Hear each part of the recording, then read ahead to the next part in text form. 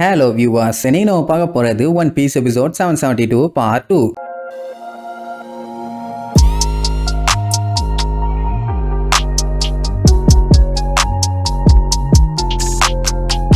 Open பண்ணா போன பாட்டுல நம்ம நமி அந்த லாக் போஸ்ட காமிச்சு எங்களால ஒழுங்கா ட்ராக் பண்ண முடியல, இது ஓகேவானு சொல்லி காமிச்சா. நல்லா யோசிச்சு பாருங்க, ட்ரெஸ் ரோசால இருந்து இவங்க வரும்போது லாக் போஸ்ட யூஸ் பண்ணி எல்லாம் வரல. ட்ரஃபால்கர்ல ஒரு விவுரு கார்டு ஒன்று கொடுத்துருப்பான், அதை வச்சு தான் ட்ராக் பண்ணி இவ்வளவு தூரம் வந்தாங்க. இங்க வந்து ரோட் பானகிளிஃபை கண்டுபிடிச்சு ஆக்சிடென்ட்டா ராஃப்டலுக்கு போற ஒரு பாயிண்ட்டை கண்டுபிடிச்சிருக்காங்கன்னு வைங்க. இல்லைன்னா அதுவும் இருந்திருக்காது. இவங்க ட்வின் கேப்ஸ்ல கிராக்கஸை மீட் பண்ணும்போது அவர் என்ன சொல்லியிருப்பாரு, லாக்ஸை ட்ராக் பண்ணி போனா எல்லா ரூட்டுமே கடைசியில ஒரு எண்டுக்கு தான் போய் நிற்கும். உதாரணத்துக்கு இவங்க ஒரு பாயிண்ட்ல இருந்து ஆரம்பிக்கிறாங்கன்னா அது அடுத்தடுத்த தீவை அப்படியே பாயிண்ட் பண்ணி கடைசியா அது போறது ராஃப்டலுக்கு. இந்த மேட்டரை சொல்லிட்டு இருக்கும் போதே கேட் வைப்பர் இருந்துகிட்டு, எது கிராக்கஸா? அட ஆமா, அவனை பார்த்து ரொம்ப நாள் ஆச்சேமா, அவன் எப்படி இருக்கான்னு சொல்லி அவனை பத்தி நல விசாரிக்க ஆரம்பிச்சிருவான். உடனே லூஃபி இடையில புந்து, அவரு ரொம்ப நல்லா இருக்காரு, 2 வருஷத்துக்கு முன்னாடி நாங்க அவரை மீட் பண்ணோம், லாப்புன் கூட இருந்தாரு, ரொம்ப நல்ல மனுஷனாச்சே அப்படின்னு. ஒண்ணு, அட ஆமாப்பா, கிராக்கஸ் ஒரு நல்ல ஷிப் டாக்டர், என்ன ரொம்ப நாளா ஒரு பைரட் குரூப்புக்காண்டி வெயிட் பண்ணிட்டு இருந்தானாமா, அவங்க வந்தாங்களா இல்லையான்னு தெரியலாமா. உடனே இடையில ப்ரூக்கு பூந்து, அந்த குரூப்பே நாங்க தான் ஐயா, எங்க மொத்த குரூவும் செத்து போயிட்டாங்க, பேலன்ஸ் இருக்குது நான் மட்டும் தான், அதுவும் இந்த கண்டிஷன்ல இருக்கேன்பா. கேட் வைப்பர் பார்த்துட்டு ஆடி போயிருவாரு, என்னடா சொல்ற நீ, என்ன சொல்றேன்னு. இங்க நமிக்கு கொலை காண்டாவும். பின்ன அவ சீரியஸா ஒரு மேட்டரை பத்தி பேசிட்டு இருக்கா. குறுக்கால வந்து நலந்தானான்னு நலம் விசாரிச்சுட்டு இருந்தானுங்கன்னா இப்ப இவங்க போய் சேர்றதான முக்கியம். ஒழுங்கா ரூட்டை புடிச்சு போலன்னா ஒரேடியா போய் சேர்ந்துட வேண்டியதான். உடனே டியூக் இருந்துகிட்டு, உனக்கு அந்த லாக் போஸ்ட் எங்க கூட்டு போகுதுன்னு தெரியணும்னா நீதாமா போய் பார்க்கணும், அந்த நீடில் எந்த பக்கம் காமிக்குதோ கண்டிப்பா அந்த பக்கம் ஒரு ரூட் இருக்கும், அதுவும் இப்போ 3மே ஒரே டைரக்ஷன்ல ஸ்பெசிஃபிக்கா காமிக்குது இல்ல அப்படின்னா அது ஸ்பெசிஃபிக்கா ஒரு பிளேஸை பாயிண்ட் பண்ணுது. பட் என்னதான் அது பாயிண்ட் பண்ணாலும் நீங்க ஆல்ரெடி உங்க ஜேர்னியை விட்டு வெளியில வந்துட்டீங்க, இப்போ அவங்களுக்கு காமிக்கிற பாயிண்டே இவங்க ஜேர்னியை விட்டு வெளியே தான் கொண்டு போகுதுங்கிற மாதிரி சொல்லுவாரு. அதை கேட்டுட்டு நமி எல்லாம் ஷாக் ஆயிருவா. அண்ட் அது மட்டும் இல்லாம அவளுக்கு ஒன்றும் புரியல. அட மேட்ரு என்னன்னா, இவங்க நிறைய பார்த்த தாண்டி வந்து கடைசியில எண்டுக்கு போகணும்னா இவங்க சில விஷயத்த கண்டுபிடிச்சே ஆகணும். உதாரணத்துக்கு போனகிளிஃபோட உண்மையை கண்டுபிடிக்கணும், அதுக்கப்புறம் ஆன்ஷியன் ஸ்கிரிப்ட், அந்த காலத்து சிவிலைசேஷன், அப்படி இப்படின்னு ஏகப்பட்ட விஷயம் இந்த உலகத்துல இன்னும் மறைஞ்சுதான் இருக்குது. அதுவும் எதுக்கு,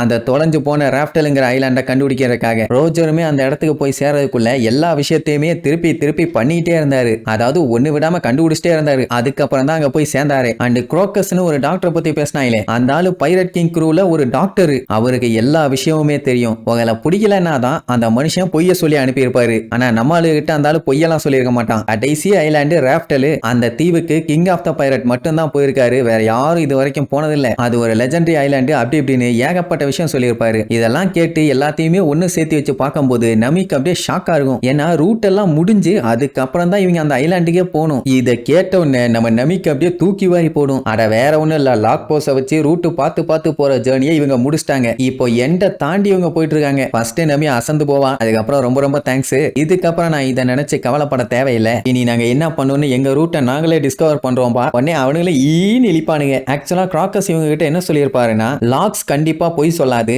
அது கன்ஃபார்மா உங்களை ராஃப்டலுக்கு கூட்டு போகும்னு இருப்பாரு. சோ இப்போ இவங்க எண்ட் ஆஃப் த ரூட்ல இருந்து ராஃப்டலுக்கு போகணும்னா இதே லாகை யூஸ் பண்ணியே போகலாங்கிற மாதிரி சொல்லுவாளா. உடனே எல்லாத்துக்கும் செம ஹாப்பி, பரவாயில்ல புள்ள ஏதோ ரூட்டை புடிச்சிட்டான்னு. அண்ட் நமிய பாராட்டி தள்ளுவாங்க, நீ ஒன்னும் கவலையே படாதமா, என்னால எல்லாமே பண்ண முடியும், நீ கரெக்டான ரூட்ல தான் போயிட்டு இருக்க, எந்த ஒரு பஞ்சாயத்தும் இல்லன்னு சொன்ன உடனே அவ உடனே சந்தோஷப்படுவா. இந்த லூஃபி பைய சும்மா இல்லாம ஆதிச்சிட்ட கண்ணு இருக்கும்போது எங்களுக்கு என்ன கவலைன்னு முதுகுல சொப்புன்னு அடிச்சுக்கிட்டே இருப்பான். தட்டி கொடுக்குறானாமா. சரி ஃபர்ஸ்ட் டைம் அடிக்கும் போது வெக்கப்பட்டா அதோட விட்டுருக்கலாம், ஆனா இதான் சான்ஸ், இதை விட்டா இவளை அடிக்க முடியாதுன்னு மறுபடியும் போட்டு சொப்புன்னு முதுகுல 4 அப்பு வைப்பான். அவ்வளவுதான் கடுப்பாயி, சனியனே வீம்புக்குன்னே வச்சு அடிக்கிறியா, எப்படி வலிக்குது தெரியுமாடான்னு லூஃபியை போட்டு பொழந்து கட்டுவா. மொத்தத்துல நம்ம பைலோட ஒரே காமெடி தான். சரி இப்போ இதெல்லாம் வச்சு பார்க்கும்போது என்ன தெரியுது, இங்க இருக்க எவனுமே டம்மி பீஸ் கிடையாது, பெரிய லெஜெண்ட்ஸ் கூட ஒன்னா சேர்ந்து சுத்தின நாயிங்கன்னு. உசோப் இப்படி எல்லாத்தையும் பாராட்டிட்டு வரும்போது இந்த மொமனசுகே, என்னப்பா என்னைய விட்டுட்டீங்க, நானும் கோல்டி ரோஜர் கூட எல்லாம் டிராவல் பண்ணியிருக்கேன்மா, அது அவனுக்கு சரியா ஞாபகம் இல்லையாமா, ஏன்னா அந்த டைம் ரொம்ப சின்ன பையனா இருந்தேன்னு வேற சொல்லுவானா. உடனே உசோப்பு கடுப்பாயி, ஏன்டா எச்சக்கல நாய,